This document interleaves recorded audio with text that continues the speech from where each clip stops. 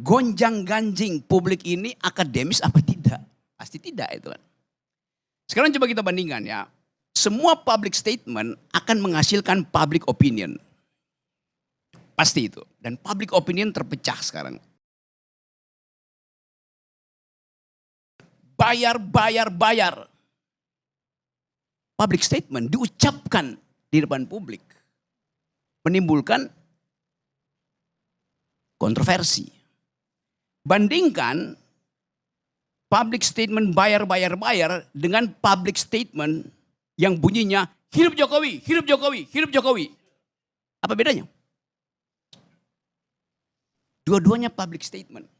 Status ontologinya adalah public statement. Si penyanyi yang bilang bayar. Perlu klarifikasi, karena itu public statement mesti diklarifikasi. Arahnya apa? Presiden Prabowo mengucapkan hal yang sama. Siapa yang mau klarifikasi?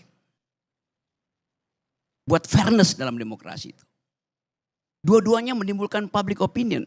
Dua-duanya menimbulkan gonjang-ganjing. Si seniman dengan kecerdikannya membuat diksi itu tuh. Jadi polisi, bayar polisi. Mau jadi polisi, bayar polisi. Kan begitu tafsir epistemiknya tuh. Mau jadi presiden, puji presiden. Sama statusnya. Sudah jadi polisi masih bayar polisi. Sudah jadi presiden masih puji presiden. Saya terangkan ini sebagai problem narasi ya. Gak ada urusan saya dengan kekuasaan. Tetapi supaya fair, kita mau nilai juga kecerdasan publik itu sudah melampaui kemampuan tipu-tipu kekuasaan. Itu intinya tuh. Jadi kita mau anggap bahwa ini betul-betul terbuka satu prosedur demokrasi untuk mulai memilah mana yang menyebabkan orang ingin memuji, mana yang menyebabkan orang ingin mencaci itu. Kalau kita belajar hermeneutics itu, ilmu tafsir tentang narasi, tafsir tentang undang-undang, sangat mungkin si pembuat lirik bayar ini sangat mencintai polisi itu. Karena itu reverse logiknya dia bilang, kesel gue karena bahkan mau jadi polisi mesti bayar tuh. Artinya dia memang ingin jadi polisi. Tapi dia ingin polisi itu bersih kan. Kan begitu psikologi terbaliknya kan. Hal yang sama bisa kita terapkan pada cara menganalisa narasi Presiden Prabowo. Hidup Jokowi, hidup Jokowi, hidup Jokowi. Jangan-jangan itu bukan pujian, tapi semacam satire. Yes. Kan begitu cara kita melihat pengkondisian ini. Jadi sekali lagi kalau kita terangkan secara lebih lebar dan lebih tebal, ada situasi di mana kita kekurangan liberal mind, kekurangan democratic value, itu dasarnya tuh. Sehingga orang menyelundupkan itu melalui satire itu. Lagu itu adalah satire, pujian Pak Prabowo juga ada satire itu. Karena kalau dibuka datanya, memang faktanya sekian puluh persen bahkan second di nomor 2 itu kebencian pada polisi itu ada di statistik tuh. Demikian juga kita perhatikan kebencian pada Jokowi ada di dalam statistik nomor 1 bahkan di kalangan mahasiswa tuh. Kan bunyinya adili Jokowi itu.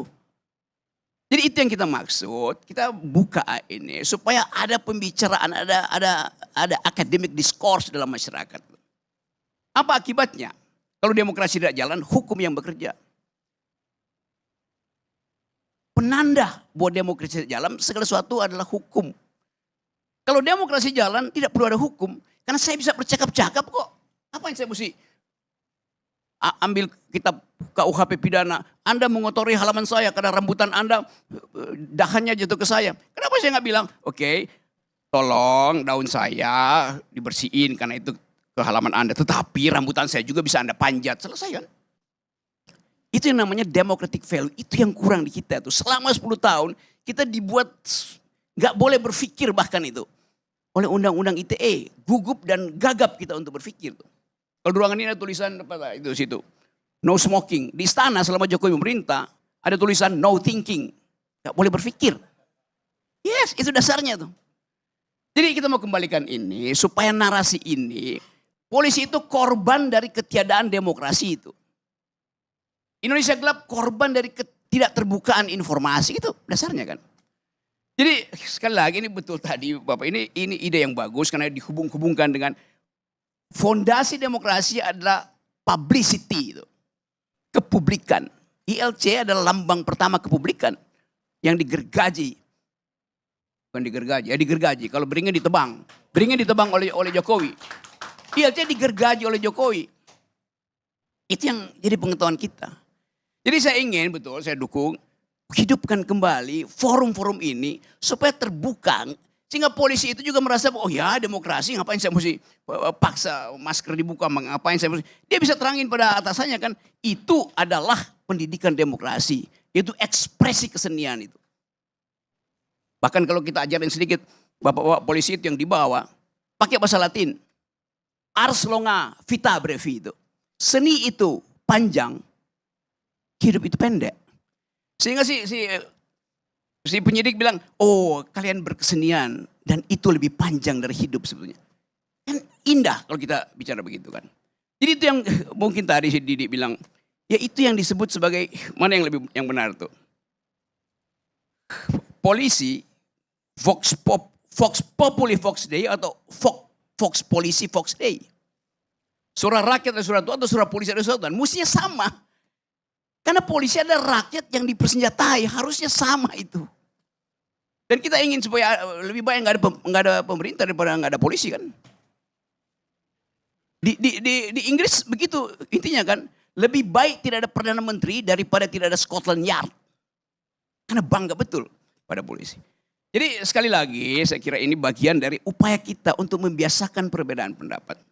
Kalau kita lihat misalnya, di dalam perspektif dunia, anak-anak punk ini sama dengan anak-anak rockers atau musik jazz blues itu kan semua isinya protes kan. Coba lihat misalnya, lirik dari siapa yang 2016 dapat Nobel Literatur, Bob Dylan.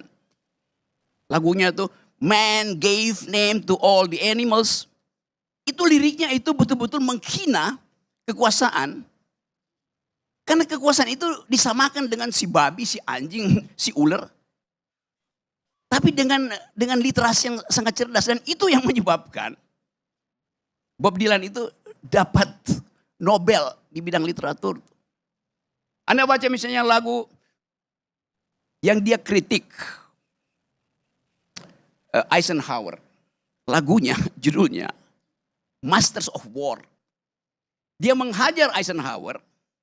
Karena Eisenhower lah yang menyebabkan Amerika masuk lagi dalam perang Vietnam setelah perang dunia kedua itu. Dan senjata-senjata itu dikirim hanya untuk memusnahkan manusia yang berada di hutan-hutan Vietcong. Itu yang diucapkan dengan cara yang cerdas oleh Bob Dylan. Masters of War itu. Kan kita tahu bagaimana publik rakyat Amerika itu membenci perang walaupun itu perintah negara.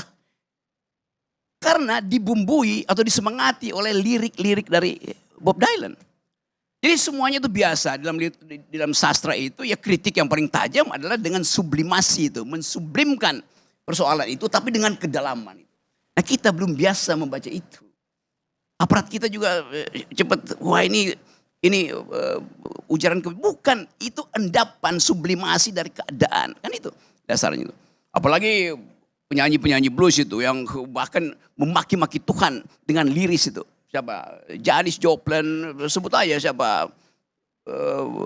Nina Simone itu pernah bikin lagu yang judulnya The Sinner Man. Pendosa yang benci pada Tuhan karena Tuhan tidak menolong dia, maka dia pergi pertolongan pada iblis. Dianggap iblis lebih berguna dari Tuhan. Jadi itu semua ada produk kebudayaan. Dan semacam itulah yang kita inginkan. Yang kehilangan harapan. Karena kita hanya dibiasakan membaca isi amplop, bukan isi pikiran.